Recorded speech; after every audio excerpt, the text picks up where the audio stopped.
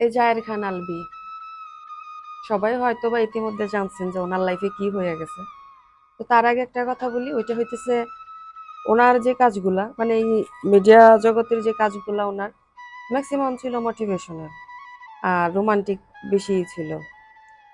তো আমরা যে ছোট ছোট শর্ট ফিল্মগুলো দেখতাম বা ছোট ছোট ক্লিপ, অনেক ক্লিপগুলোও দেখতাম, ঠিক আছে, ওইগুলোর মধ্যে ম্যাক্সিমাম ছিল অনেক রোমান্টিক আন্তরিক ভালোবাসা, ঠিক আছে, এগুলাই জড়িত কিছু কিছু ভিডিও।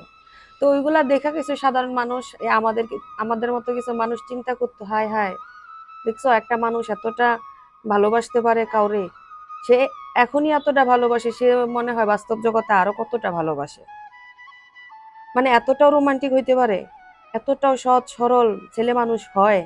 ইস, এরকম যদি একটা মানুষ আমার হইতো, এরকম ভালো যদি আমারে কেউ বাসতো, ঠিক আছে, এরকম অনেক মেয়েরাই বলতো, এরকম অনেক ঘরের নারীরাই বলতো, এরকম অনেক মানুষ বলতো, এরকম একটা জুটি যদি আমার হইতো।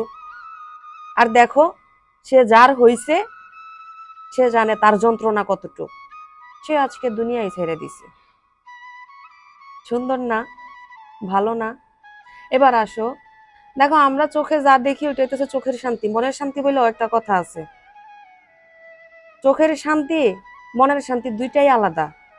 এই যে এখন তোমরা আমার ভিডিওটা দেখবা, অনেক কিছু থিঙ্ক করে ফেলবা, 2 মিনিট পরে শেষ, আমি কি বলছি ওইটাও মনে থাকবে না, কিন্তু তোমার ঘরে যে শান্তিটা, তোমার মনে যে শান্তিটা, এটা চিরকাল তোমার মনেই থেকে যাবে।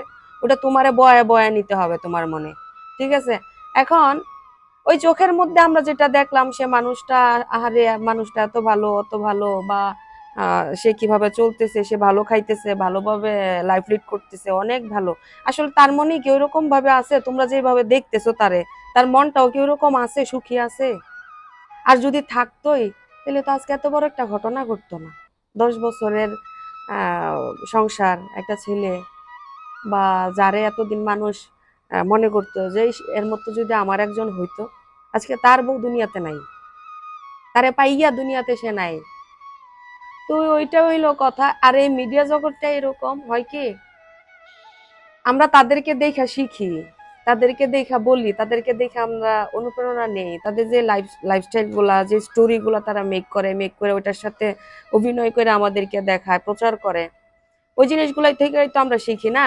আর যারা অভিনয় করে আমাদেরকে শিক্ষাদান করে, হ্যাঁ, ওই ওদের জীবনটাই সবচাইতে বেশি এলোমেলো থাকে, অগোছালো থাকে তাদের ব্যক্তিগত জীবনে।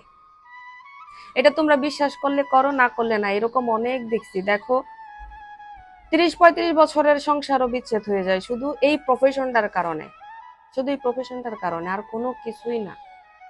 কারণ প্রফেশনটাই এরকম, যে বুঝে, বুঝা হয়তো বা কিছুদিন বেশি একসাথে স্টে করতে পারে, সংসার করতে পারে, ভালোভাবে থাকতে পারে, কিন্তু ওই পরক্ষণে শেষ মুহূর্ত তাদের জীবনে আসে না যে একসাথে আমরা থাকবো, একসাথে আমরা স্টে করব।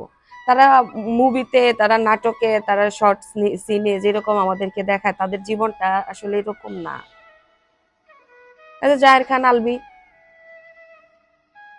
আসলে কি বলে, ওনার কাজগুলো আমিও দেখতাম, ওনার ভিতরে ভিতরে এতটা মানুষরা এতটা ভালোভাবে রাইখা নিজে নিজে নিজে সংসার নিয়ে এত ঝামেলার মধ্যে আছে, কে জানতো। তো যাই হোক, দিন শেষে একটা ছেলে আছে দেখলাম, শুনলাম, ওনার মনকে আল্লাহ তাআলা শক্ত করুক, ঠিক আছে, যে মারা গেছে ওনার ওয়াইফ ইকরা, ওনাকে জান্নাতবাসী করুক, যদি ওইটা ভুল, এই আর